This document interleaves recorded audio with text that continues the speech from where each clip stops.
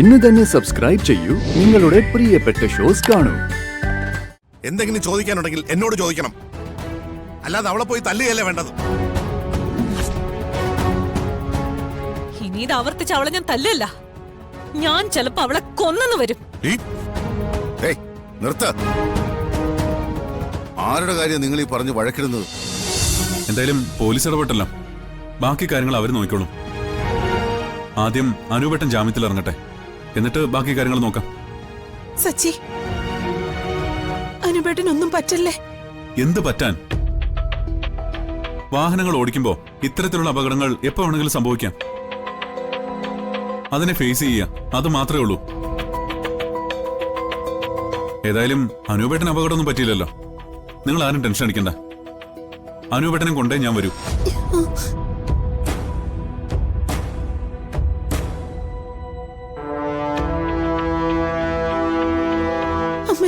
ഒന്നുമില്ല മോള്.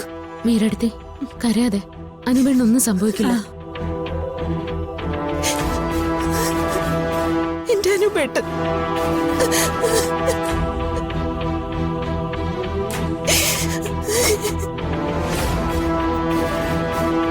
എടുത്തി വിഷമിക്കല്ലേ.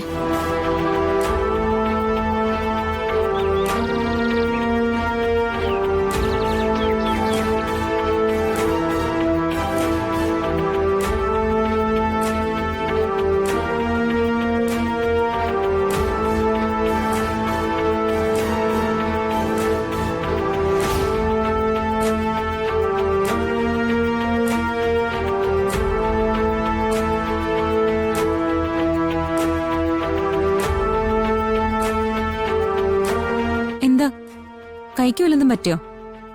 എവിടെയെങ്കിലും വീണോ? നോക്കട്ടെ.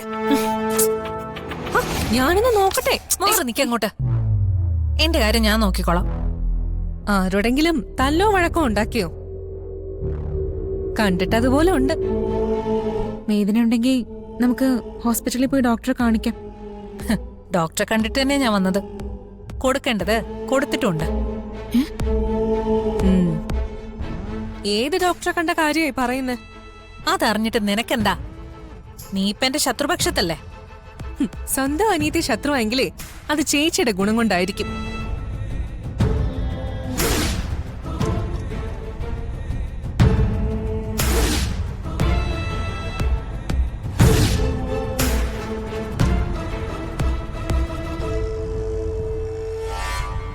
നന്ദേട്ടാ, ഇത് കണ്ടില്ലേ? അവന്തികേട്ടത്തിന്റെ കൈക്ക് വീണ്ടും എന്തോ പറ്റി. ഏതെങ്കിലും ഹോസ്പിറ്റലിൽ പോകാൻ പറഞ്ഞപ്പോ വേണ്ടാന്ന് പറയുന്നു. ഇതിനുള്ള ചികിത്സ ഞാൻ കൊടുത്തോളാം.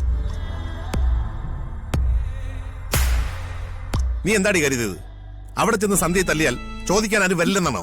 എന്താ അത് ചോദിക്കാനാണോ നിങ്ങൾ വന്നത്? എങ്കിൽ എനിക്കും ചിലത് ചോദിക്കാനുണ്ട്. നിനക്കുള്ള ഉത്തരം ഞാൻ തരാം. താ പിടിച്ചോ.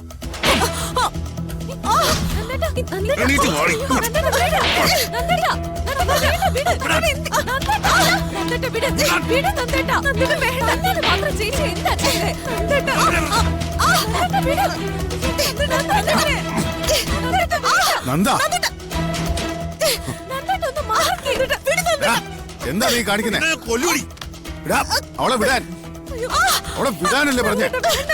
അവളെ ഇന്ന് കൊല്ലും ഞാൻ. എന്നിട്ട് ജയിലിൽ പോയി കിടക്കാൻ എനിക്ക് യാതൊരു മടിയില്ല. മാറി നിൽക്കാൻ നിന്നോട് മാറാനല്ലേ പറഞ്ഞ? മാറി നിൽക്കാൻ അങ്ങോട്ട്.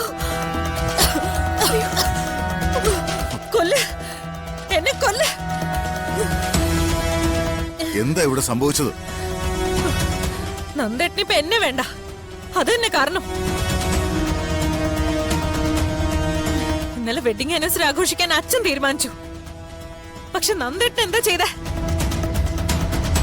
ആ സമയത്ത് വേറൊരുത്തിയുടെ കൂടെ അവളുടെ ബർത്ത്ഡേ ആഘോഷിക്കാൻ പോയി. എന്നിട്ടിപ്പോ ഏത് നേരത്തും അവളുടെ കൂടെ. ഞാനാ നിങ്ങളുടെ ഭാര്യ, അല്ലാതെ അവളല്ല. നീ എന്റെ ഭാര്യയായിരുന്നു, പക്ഷേ ഇപ്പൊ മനസ്സിൽ പോലും ഞാൻ അങ്ങനെ വിചാരിക്കുന്നില്ല. എന്തെങ്കിലും ചോദിക്കാനുണ്ടെങ്കിൽ എന്നോട് ചോദിക്കണം, അല്ലാതെ അവളെ പോയി തല്ലുകയല്ലേ വേണ്ടത്. ഇനി ഇത് ആവർത്തിച്ച് അവളെ ഞാൻ തല്ലല്ല, ഞാൻ ചിലപ്പോ അവളെ കൊന്നെന്ന് വരും. ഏയ് നിർത്ത. ആരുടെ കാര്യം നിങ്ങൾ ഈ പറഞ്ഞ് വഴക്കിടുന്നത്? എന്തൊരു സംസ്കാരമാണത്? ഭാര്യയും ഭർത്താവും തമ്മിൽ സംസാരിക്കേണ്ട ഭാഷ ഇതാണോ? എന്തെങ്കിലും ഉണ്ടെങ്കിൽ ഇങ്ങനെ പോയി തല്ലുണ്ടാക്കുവാണോ വേണ്ടത്? നിനക്കത് എന്നോട് പറയായിരുന്നില്ലേ? ഞാൻ എന്ത് തെറ്റാ എന്റെ ഭർത്താവിനോട് ചെയ്തത്?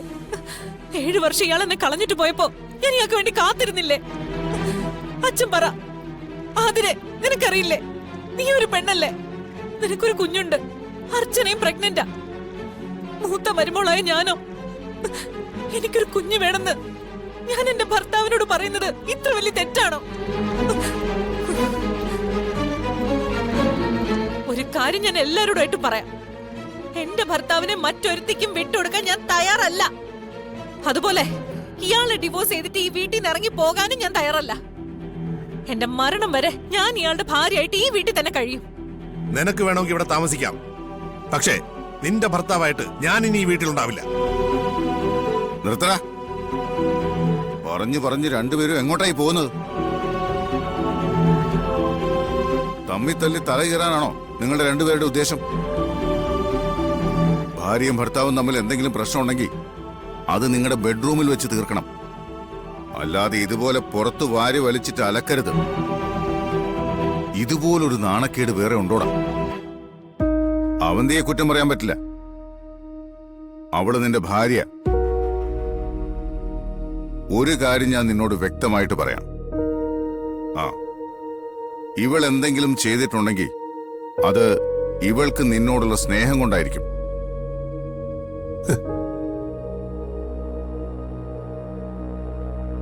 നെല്ലിശ്ശേരിയിലെ മൂത്ത മരുമകൾ അവന്തിക. അത് നീ മറക്കരുത്. പിന്നെ ഒരു കാര്യം കൂടി, മേലിൽ ഉപദ്രവിക്കാൻ വേണ്ടി ഇവളുടെ ദേഹത്ത് കൈവച്ച് പോകരുത്. ഇനി ഇവളെ ഇതുപോലെ ഉപദ്രവിക്കാൻ ശ്രമിച്ചാൽ എന്റെ പ്രതികരണം ഇങ്ങനെ ആയിരിക്കില്ല.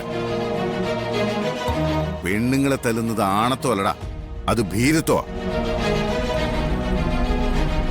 തല്ലി തോൽപ്പിച്ചല്ല ഭാര്യയെ കീഴടക്കേണ്ടത്, സ്നേഹം കൊണ്ടാ. ഇതൊക്കെ നിങ്ങൾ ഇനി എന്നാ പഠിക്കുന്നത്? ഒരാളുടെ കാര്യം മാത്രമല്ല, നിങ്ങൾ രണ്ടുപേരോടും കൂടിയാ ഞാൻ ഈ പറയുന്നത്. അവസാനമായി ഒന്നുകൂടി ഞാൻ പറയാം.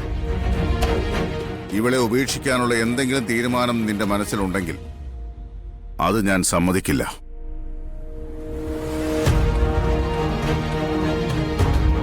അതിനെക്കുറിച്ച് എന്റെ മരണത്തിനു ശേഷം നീ ആലോചിച്ചാൽ മതി.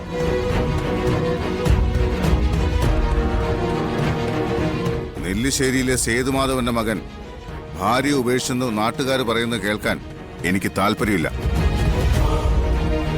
ആ അപമാനം സഹിക്കുന്നതിനേക്കാൾ ഭേദം ആത്മഹത്യ ചെയ്യുന്നതാ.